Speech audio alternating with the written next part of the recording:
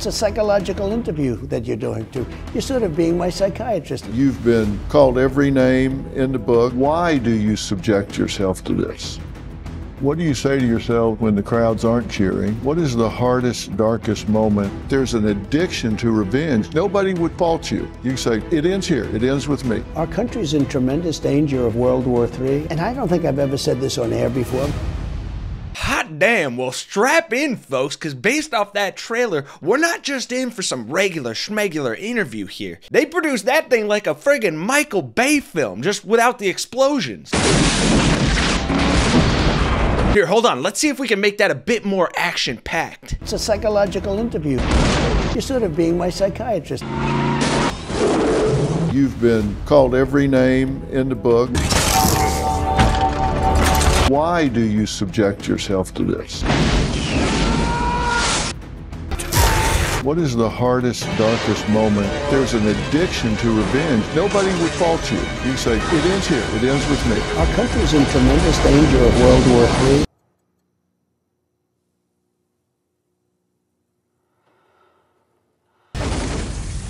Yeah, I'm more amped than Don Jr. in a bathroom stall. Donald Trump Jr.'s on cocaine. Man, I can't wait to see Dr. Phil come at Trump with all those explosive, hard-hitting questions and finally put him on blast in a primetime takedown. It's so unfair. I know you can't talk about it. I'm not under a gag order. I know you got a thick skin. You're not one of those people that's afflicted with the need to be loved by strangers. I get that. I think that's true. What the f? Why does every interviewer want to bend the knee and wrap their lips around Trump's David Pecker, Sean Hannity, Fox and Friends, and now Dr. Phil? All these little sycophants just parrot his talking points and lob him softball questions as they cradle his soft balls. Dr. Phil sure isn't under a gag order, and as we'll see, he also apparently has no gag reflex, because he full-on deep throats Don Von Schitzenpants in this interview. I'm gonna come. Phil McGraw, known by his stage name Dr. Phil, sided with convicted felon Donald Trump on nearly everything during this interview that aired yesterday, calling on President Joe Biden at one point to stop pursuing him and saying that only stupid people would believe that Biden wasn't behind Trump's recent conviction. And that's not even slapping tickling the surface, so drop a like on the video, subscribe if you're new here, and let's get into this atrocious love fest of an interview. Last week, 12 jurors deliberated for 2 days and rendered a verdict finding Donald Trump guilty on all 34 charges of falsifying business records, leading to an unprecedented felony conviction of not only a former president, but also the front-runner nominee for the Republican Party. I traveled to Mar-a-Lago to sit down one-on-one with President Trump for an unfiltered, no-holds-barred interview. So that's just a bold-faced lie from Dr. Phil. 2 peas in a pod, I guess. Here's how the no-holds-bar interview started. You look well. I feel good. Do you? I feel good. No pressure. Yeah. It's nice to lead a life of no pressure whatsoever. Yeah. Corruption surrounded by corrupt judges and corrupt politicians. Other than that, there's no pressure. Just look at these two guys absolutely fawning over each other. Kind of like Trump did last night with that racist POS Joe Arpaio.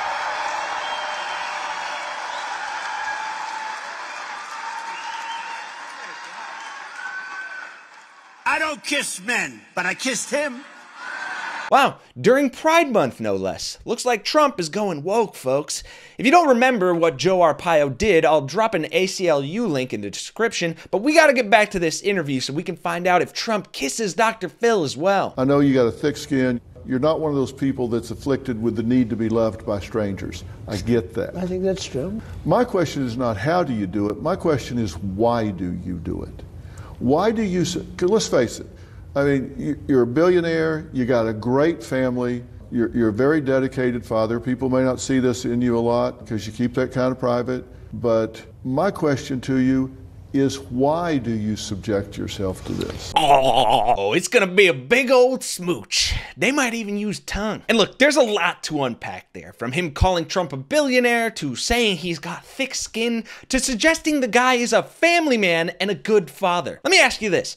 What good father wants to bang his own daughter? Jesus, man, how can anyone take you seriously when this is how you interview an adulterer, fraudster, convicted felon? And it doesn't get much better. In the opening minutes of the interview, McGraw mentions recent comments he made regarding Trump's New York criminal trial and his 3 remaining indictments. I called for the other day President Biden to stop all of this now, and of course a lot of people said, oh, he can't stop it, it's a state case. Well, okay, that's an explanation for stupid people. They need to stop this. They need to stop pursuing you. Okay, Dr. Phil, let's make a deal. We'll stop pursuing Trump when he stops committing crimes. It's pretty simple, but hey, maybe that comment about stupid people is just a bit of a projection. Here's a prime example of that in this next clip where, regarding Trump's conviction for falsifying business records to help his 2016 presidential campaign, McGraw took an odd stance, suggesting it is illegal for a co-defendant to plead to lesser charges on the condition that they provide testimony for the prosecution,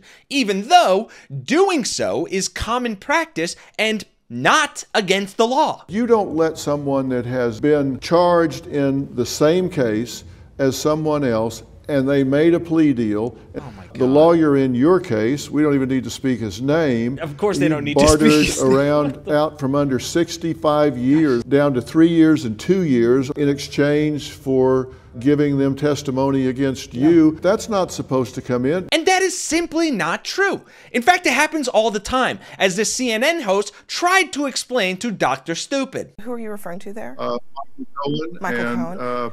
I mean, well, yes. Dr. Phil, I don't want to get too deep into the law here, but it is not uncommon at all for people who are accomplices to crimes, people who have taken plea deals, non-prosecute. That is not uncommon at all for those people to then testify in subsequent trials for their alleged co-conspirators. That's kind of how a lot of these prosecutions work. Really, give me examples of where that has been considered appropriate. I mean, look, prosecutors are prosecuting organized crime all the time, and in a lot of those cases, they are relying on co-conspirators to put people who are at the higher levels of the organization behind bars. I don't understand how you can say that because someone signed was not prosecuted, signed a non-prosecution agreement, that information or their testimony cannot be presented before the jury if they were a part of the alleged scheme. Well, you'll have to give me an example to respond to, because I just simply don't agree with that. It happens in mob cases all the time. I don't understand. Look. Well, agree to disagree, Philip, but the guy was convicted, so frankly, shove it and stop whining for him. But of course he didn't, later feeding into Trump, who again said he wouldn't rule out trying to exact revenge on those who he felt have wronged him. There are headlines out there that say, when you win your second term, that you are going to make the people that have come after you pay. Retribution and revenge. Yeah.